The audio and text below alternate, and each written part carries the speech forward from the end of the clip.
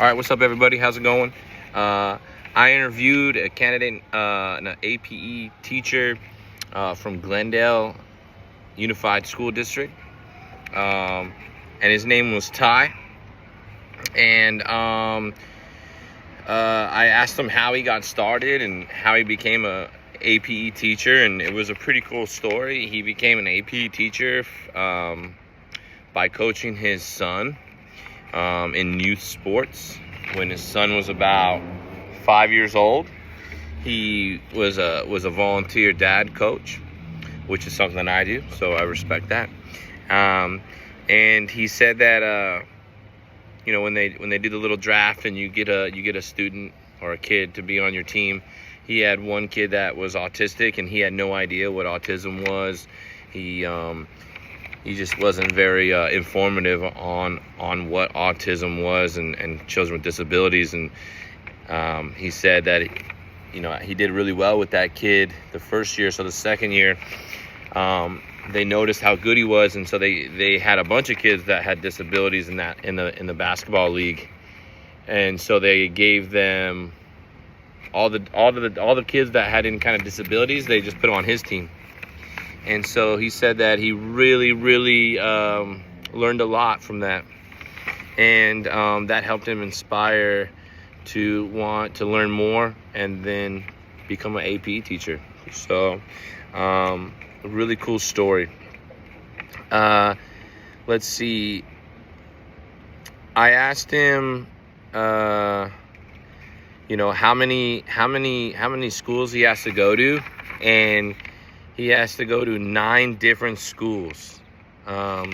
He says he goes to about 3 schools a day. And, it's very important that he collaborates with the PE teacher and the other service providers. So, for instance, let's go with being flexible. He was talking about when you are collaborating with other teachers, you have to try to engage them like students. He was talking about service providers, speech therapists, OTs.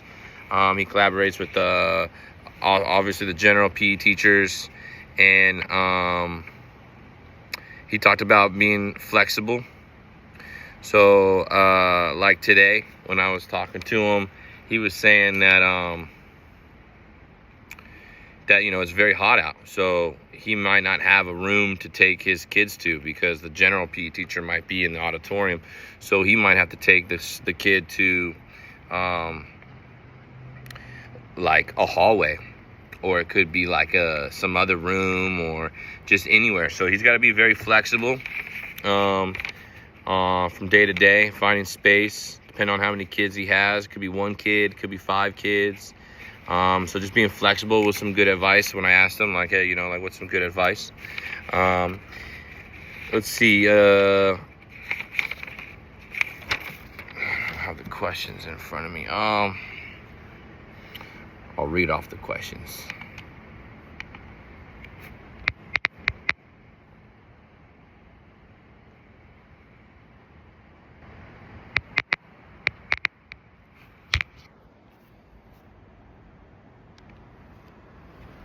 All right. Let's see. Question number 3. Things that help him out. Let's see. Discusses various strategies over the years for streamlining paperwork.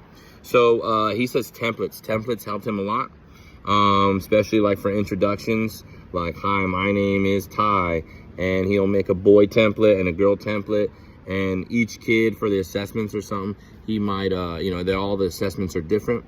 And but what he'll do is the introduction to each template he'll create its own template, so it saves him a lot of time, and he can use it again and again and again. Let's see, technology. He was talking about Go Noodles, online videos, communication devices for the kids. Some of them are non-verbal, so they might need to communicate hi, bye, stuff like that. assistive technology devices. He uses the computers in the classroom for YouTube and Googles to help modify. So a lot of just the basic things that maybe we all know.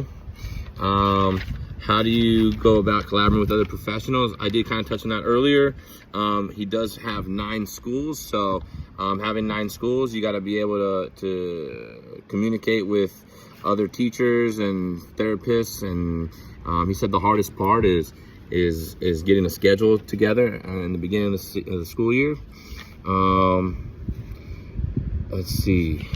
Next question. How do you go about? Okay. What strategies have you developed for working effectively? IEP team, he says just be patient. He's just being patient because the IEPs can go for a very long time, and he might not get a whole lot of talking, but he's got to be there. And he says it is great to let the families know how your kid is doing and stuff. But he just said being patient is a big one. Discuss other topics or unique offers in your program. So he goes with inclusion, really trying to do inclusion. He says it's not always sports.